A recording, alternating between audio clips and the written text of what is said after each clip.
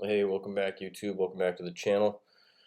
I know usually I have a good bourbon or something, or coffee at least, with me for these videos, and unfortunately I'm not going to be able to do that today. Last week I tested positive for, and I haven't been able to smell or taste anything, and it is the worst. I hate it so much. Other than that, I really don't have any symptoms, but not being able to taste or smell anything is horrible. Horrible. Anyway, for today's video, I want to go into USDT, Tether, and why it could potentially be the downfall of Bitcoin coming up. Follow along.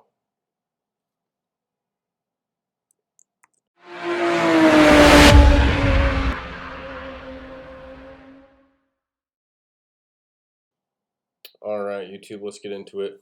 So, real quick, if you haven't already, please hit like, please hit subscribe, hit that little bell. Really helps me. We got to get to 1,000 followers if I'm going to be able to give somebody 1,000 XRP. So hopefully we can do that in the next couple months. So please tell your friends, tell your family, hit that share button, and let's get to it. So this has kind of been a long time coming. I've noticed this, and I'm sure you guys have too, but every single time that USDT seems to mint like hundreds of millions of dollars, Bitcoin pumps. So they're finally involved in some lawsuits. I just want to kind of go over some of the news that I've found and just kind of give you guys uh, what I think is going on. And remember, this is all my opinion for entertainment. This is not financial advice. I'm just going to tell you what I did and what I think about Tether and the Bitcoin pumps and Bitfinex. So let's just get into it real quick. So quick background, as you can see in this first paragraph, Tether was founded under the brand name RealCoin in 2014. It is not decentralized. It is owned by Tether Limited, which also owns Bitfinex. You can see right here. So the Tether Limited executives own, and hopefully you guys can see why this is a big problem, because the same people that own a crypto exchange own Tether Limited, which can print unlimited money to pump into their own exchange. That alone should have caused huge red flags and potentially should have been taken down like a long time ago. My opinion is, because of what we're going to go over, I do not think that USDT is going to be around long.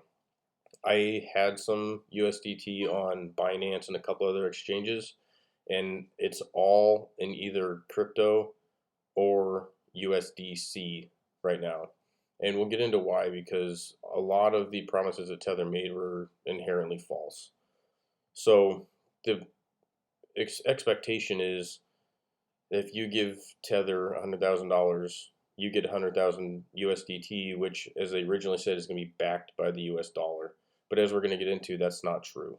So because of all these issues surrounding Tether and Bitfinex, you can see there's a bunch of traders, economists, whistleblowers, and crypto fanatics, and several U.S. law enforcement agencies that basically saying Tether is part of an elaborate scam to pump and dump, even if it's Bitcoin.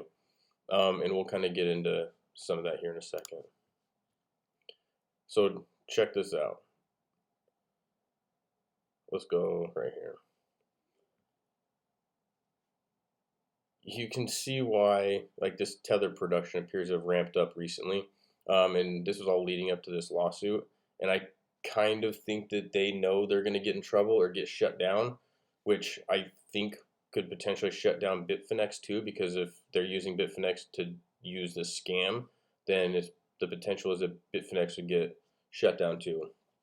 If you're on Bitfinex or in USDT, I would do some research on your own, but personally, I would never use either one. And that's just me.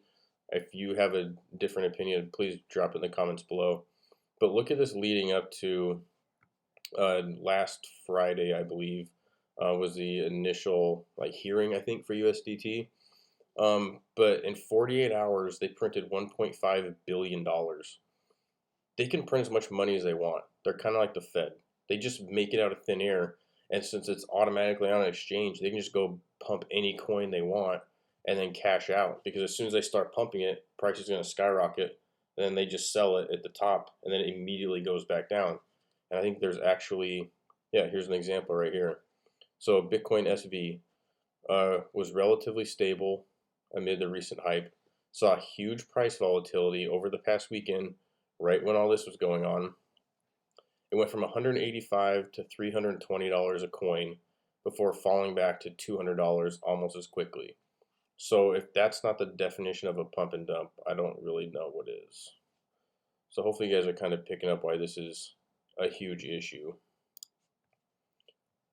So this guy, I think, is like he runs USDC from what I understand. So the potential for him saying that USDT is illegal and to use USDC, I mean he obviously has like his own reasons for doing that.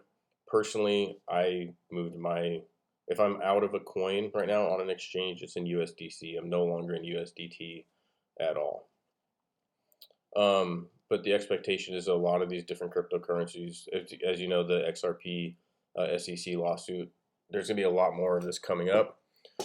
And I think USDT is going to be one of those ones that doesn't make it through. That's just my opinion, but I'll show you why. Let's find the...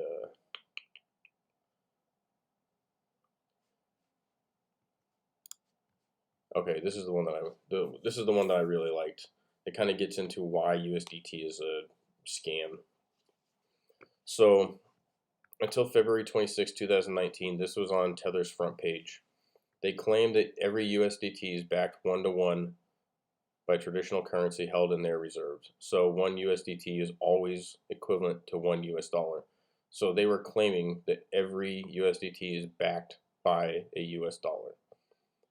Yeah, so sounds good. But what ended up happening was that they lied. After repeated promises to prove the very premise upon which Tether was built, Tether suddenly changed track.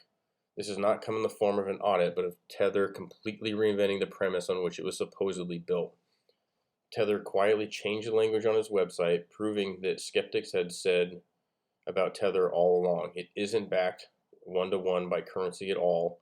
In place of the above pictured promise is now the following. So where before it said that they were backed by the US dollar at one-to-one, now it says this. Still says 100% backed, but now every Tether is always 100% backed by our reserves, which include traditional currency and cash equivalents, and from time to time may include other assets and receivables from loans made by Tether to third parties, which may include affiliated entities. Every Tether is also one-to-one pegged to the dollar, so one USDT is always valued by Tether at one USD. So when it says pegged, that doesn't mean backed. So words mean things. So when it says pegged to the dollar, that just means that it's always going to be valued at $1 US. So as long as a dollar is valued at $1 US, so will USDT. But the interesting thing to me when I look at this, it says backed by our reserves. And it doesn't specifically say cryptocurrency in here, but if they're using Bitcoin as a reserve, they could be printing money, buying Bitcoin, and holding Bitcoin in their reserves, effectively backing their own coin with the money they printed to buy it. Does that make sense? So really, I mean, this is my opinion, but super shady. You can see down here that the New York AG said that Tether was actually printed like hundreds of millions of dollars to hide loss of $850 million worth of commingled client and corporate funds, which was not notified to investors and may constitute securities and commodities fraud. So there's a lot going on with Tether that is potentially going to catastrophically ruin it.